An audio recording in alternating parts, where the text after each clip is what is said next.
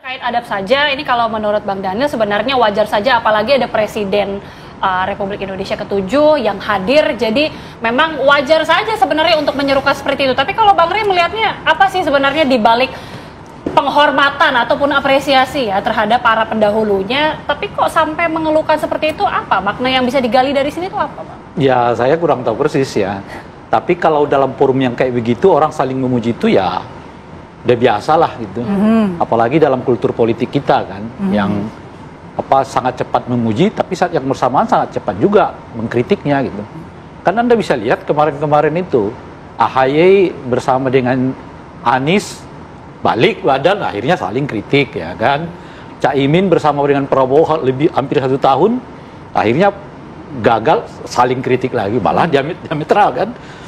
Caimin mengatakan perubahan, Pak Jokowi mengatakan kelanjutan. Padahal sebelumnya dalam satu perahu. Ya itulah kultur politik kita. Tapi kan ini kalau Pak Prabowo sampai mengatakan berhasil menang itu juga karena pengaruh Pak Jokowi. Nanti kita ke sana. Yang saya mau lihat ini adalah apa yang mau ditampilkan tuh adalah yang disebut dengan panggung depan. Saling muji itu biasa, cepat banget. Tapi bisa-bisa hitungan hari mereka juga saling kritik dan keras juga saling berarti kritiknya. Itu hanya kemasan gitu sebenarnya Pak ya? Itu biasa. Nah makanya yang dicek tuh menurut saya bukan kata-kata, bukan penampilan. Kalau kata-kata dan penampilan banyak kita terkecoh itu nanti. Gitu. Tapi yang harus dilihat itu adalah apa yang mereka lakukan dalam relasi itu setidaknya dalam 100 hari ini. Itu yang memperlihatkan sebetulnya ya itulah real politiknya, bukan tampilan-tampilan panggung ini gitu loh. Kalau tampilan panggung ini kan ada juga tuh dulu calon wakil presiden yang kalau salaman nunduk-nunduk sekali gitu loh Pak. Nah itu tampilan semua. Untuk sama dengan, dan uniknya memang mungkin semacam kultur kita, orang tuh lebih senang melihat tampilan-tampilan itu dibandingkan sebetulnya hakikat apa yang sedang terjadi. Misalnya ketika calon wakil presiden senang nunduk-nunduk, dia itu humble, dia itu rendah hati. Bagaimana rendah hati? Dia menggunakan nama bapaknya untuk jadi calon wakil presiden. Kok dibilang rendah hati? Jadi memang itu kultur kita, dan kultur ini dipahami oleh para politisi bahwa mereka harus tampil kelihatan pertama rendah hati di depan publik, kata-katanya harus bagus, ya kan, dipilih diksi-diksinya yang nggak menyinggung, kalau penting sering memuji gitu. Di belakangnya apa yang terjadi? Nah, kita periksa nih 100 hari di panggung belakang itu. Gimana tuh? Apa yang di panggung belakang itu? Pak Prabowo mengatakan IKN biayanya dikurangi dulu, ya kan? Pagar bambu disangkut-sautkan dengan Pak Jokowi, gitu lah kira-kira ya kan? Lalu Gerindra mengatakan akan mencalonkan kembali Pak Prabowo 2029, tapi nggak menyebut nama Gibran sebagai calon wakilnya juga. Sementara gitu ya. Pak SBY kemudian bilang sementara Pak SBY 10 tahun, artinya dalam 5 tahun setelah ini dengan anak saya lo bisa begitu ya. Jadi lain perbuatan maksudnya. Nah, maksud saya mungkin sekarang perlu kita ajak masyarakat kita itu untuk melihat relasinya, bukan melihat panggung depan ini. Kalau panggung depan ini bagus semua gitu.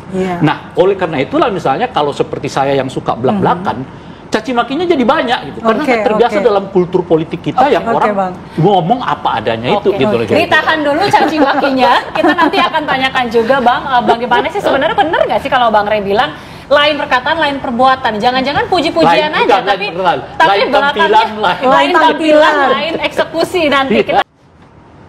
Ya, langsung ya ke Bang Sylvester. Kalau tadi Bang Rey mengatakan ini kultur sebenarnya biasa, berbicara manis di depan tapi di belakang kita belum tahu. Apalagi kalau menarik ke belakang, kata Bang Rey tadi, sebenarnya kok aksi yang Pak Prabowo lakukan sepertinya tidak terlalu mendukung Pak Jokowi. Apalagi terakhir pencalonan calon untuk 2029 sepertinya tidak ada pelibatan Gibran di dalamnya. Jadi mengartikannya bagaimana ini Bang? Ya, kalau kita lihat ya, saling puji Pak Prabowo, Pak SBY dan Pak Jokowi, tapi bukan hanya itu, kepada Bu Mega juga termasuk Gus Dur, Pak Prabowo memberikan apresiasi dan terima kasih atas sumbangsinya kepada Republik ini. Jadi ini adalah suatu hal yang patut dicontoh, itu satu hal yang baik kalau menurut saya, ya kan? Tapi ada di satu sisi untuk para pembencinya Pak Prabowo dan Pak Jokowi, itu bikin mereka sesak napas. Gimana sesaknya? Stres, jantungan, lemas gitu loh.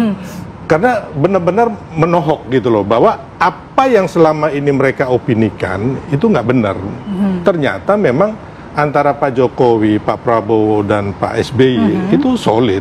Dan bahkan harus kalau kita melihat ke belakang waktu kampanye-kampanye kemarin, antara Pak Jokowi, Pak SBY, dan Pak Prabowo itu solid untuk pemenangan itu gitu loh. Dan memang yang saya lihat benar-benar ketiga orang ini, beliau-beliau ini adalah negarawan yang ingin, ya udahlah kita sudahi ya kan, kayak gejolak-gejolak ataupun teman-teman yang suka mengadu domba, suka gaduh ya kan, pembencinya ya kan, bahwa halo, kami ini solid gitu loh untuk menatap masa depan. Yang saya lihat itu. Nah, mengenai masalah nggak disebutkan Mas Gibran juga memang kan sebenarnya kan nggak ada, memang belum disebut ya. Hanya kan itu memang kan keinginan dari teman-teman Gerindra di forum teman-teman Gerindra gitu loh. Jadi kalau nggak ada penyebutan nama Mas Gibran juga, saya pikir juga nggak ada penyebutan nama Mas AHY, Caimin, dan saya pikir wajar-wajar aja gitu loh. Tapi mungkin dikaitkan dengan pidato SBY yang mengatakan kita loyal, ini insya Allah 2 periode. Oh ya, mungkin maksudnya itu ada sebagai presiden, beliau mengatakan bahwa beliau Partai Demokrat akan loyal terhadap Presiden Prabowo, ya kan, 5 tahun pertama, bahkan bila perlu 10 tahun. Kan nggak disebut juga nama Pak Mas AHY kan, nggak disebut juga nama Mas Gibran. Jadi no problem gitu loh. Gitu. Teman-teman, ketika kita bicara tentang retorika, maka retorika itu merupakan salah satu kekuatan dalam pemikiran filsafat. Filsafat retoris itu adalah filsafat yang menegaskan sebuah pemikiran ketika diimplementasikan dalam kata-kata yang disampaikan di ruang-ruang publik, maka ia harus memiliki kekuatan mengubah realitas. Kekuatan retorika itu adalah ketika antara apa yang dikatakan itu juga sejalan dengan apa yang dilakukan. Kekuatan retoris seorang tokoh tertentu atau pemimpin itu diperlihatkan dengan seseorang itu mampu menerjemahkan apa yang ia katakan dalam tindakan-tindakan yang terukur, yang kemudian mendapatkan simpati dari banyak orang, dan orang akan menunjukkan respek dan hormat pada orang yang menyampaikan sebuah pesan tertentu. Itulah salah satu kekuatan dari retorika seorang Prabowo Subianto. Apa yang saya maksudkan dengan kekuatan retorika Prabowo Subianto? Misalnya dalam pidato politiknya, ia menegaskan sikap dan sekaligus arah politiknya yang sangat jelas terhadap para mantan presiden. Ia menegaskan keprihatinannya kalau ada para pemimpin bangsa yang justru ketika mereka sudah purna tugas, mereka mendapatkan bukan apa yang harusnya mereka dapat, yaitu berupa sikap respek dan hormat, tetapi justru ada upaya sistematis dan terstruktur untuk menghancurkan harkat dan martabat para mantan pemimpin-pemimpin kita, khususnya yang sudah ada di level presiden. Karena itu teman-teman, dalam pidato politik Prabowo di ulang tahun ke-17 Partai Gerindra, Prabowo tegas mengatakan bagaimana pendiriannya terhadap Joko Widodo yang ia katakan bukan hanya sekadar persahabatan demi kepentingan politik belaka. Orang seringkali mengatakan bahwa Gibran itu menjadi salah satu sebab mengapa Prabowo itu kemudian dekat dengan Jokowi. Seolah-olah harus dikalkulasi persahabatan mereka itu syarat dengan kepentingan politik belaka. Karena itu ketika Prabowo menyampaikan bahwa ia dan Jokowi itu tidak hanya bersahabat secara politis, tetapi ia ingin membangun persaudaraan yang harusnya itu dilihat melampaui hanya kepentingan-kepentingan sesaat untuk menggolkan atau mewujudkan sebuah agenda politik belaka. Prabowo Subianto membuktikan hal itu dengan ia memberikan sebuah hadiah kepada Jokowi yaitu sebilah keris emas.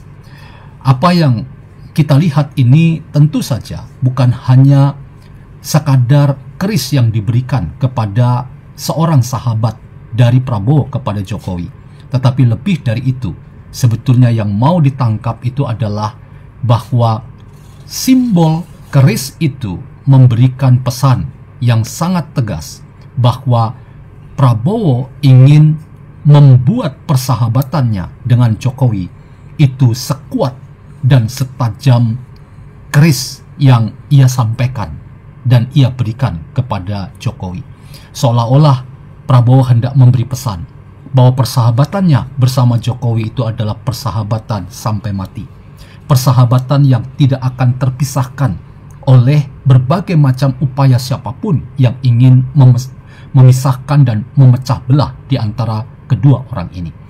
Ia hendak memberi pesan bahwa pemberian sebuah keris ini tidak hanya sekadar dimaknai bahwa keris itu melambangkan kedikdayaan, melambangkan kemuliaan dan kehormatan belaka.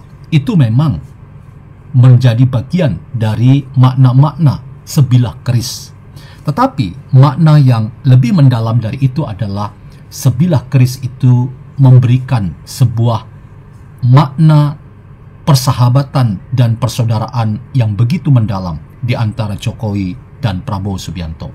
Karena itu persahabatan yang mau disampaikan oleh Jokowi dan Prabowo antara yang memberi dan yang menerima itu adalah sebuah kekuatan untuk memberikan pesan kepada siapapun bahwa persahabatan itu harusnya dibangun sebagai sebuah cara berpolitik yang sangat santun, yang sangat beradab, yang harus dikembangkan oleh para pemimpin dan para politisi. Nah, dalam kaitan dengan itu teman-teman, apa yang saya katakan sebagai gaya retorika seorang Prabowo Subianto itu kemudian diarahkan juga tidak hanya kepada Jokowi, tetapi kepada para pemimpin dan mantan presiden yang lain, termasuk para mantan wakil presiden. Kali ini Prabowo menyebut nama Megawati Soekarnoputri. Ia mengatakan ia tidak terima kalau ada yang menyerang harkat martabat seorang Megawati Soekarnoputri. Ia tegas mengatakan kalau ada orang yang ingin menjelek-jelekkan Megawati Soekarnoputri, maka ia siap memasang badannya untuk membela seorang Megawati Soekarnoputri. Itulah teman-teman yang dimaknai oleh Prabowo sebagai sebuah retorika pesan yang ingin ia sampaikan tidak hanya di bibir belaka, tetapi ia ingin buktikan dalam praktek berpolitiknya.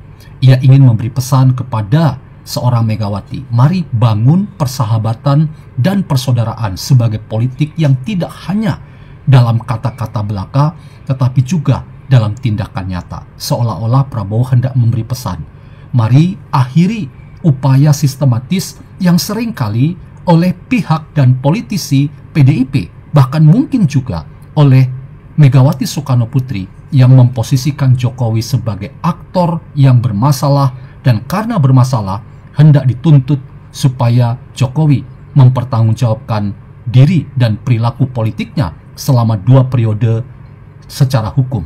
Itu adalah agenda-agenda yang sama sekali bukan merupakan keinginan Prabowo Subianto ketika ia membangun retorika bahwa persahabatan itu harus melampaui kepentingan politik dan kepentingan sesaat belaka. Ia ingin memberi pesan bahwa seperti ia menjaga Jokowi, maka ia pun akan menjaga Megawati dan seluruh para mantan presiden dan wakil presiden. Karena itu teman-teman, kode yang disampaikan oleh seorang Prabowo Subianto kepada semua pemimpin dan para politisi tanah air kita, ini kiranya menjadi sebuah cara baru membangun politik sebagai persahabatan yang tak akan lekang oleh kepentingan-kepentingan politik sesaat yang hanya berjangka pendek. Mari melihat Indonesia yang jauh lebih baik ke depan, yaitu Indonesia yang perlu kerjasama dan sikap saling mendukung satu dengan yang lain dalam semangat persahabatan dan persaudaraan. Bahkan persahabatan persaudaraan membuat kita bisa bermimpi tentang Indonesia emas, Indonesia yang lebih baik hari ini dan ke depan.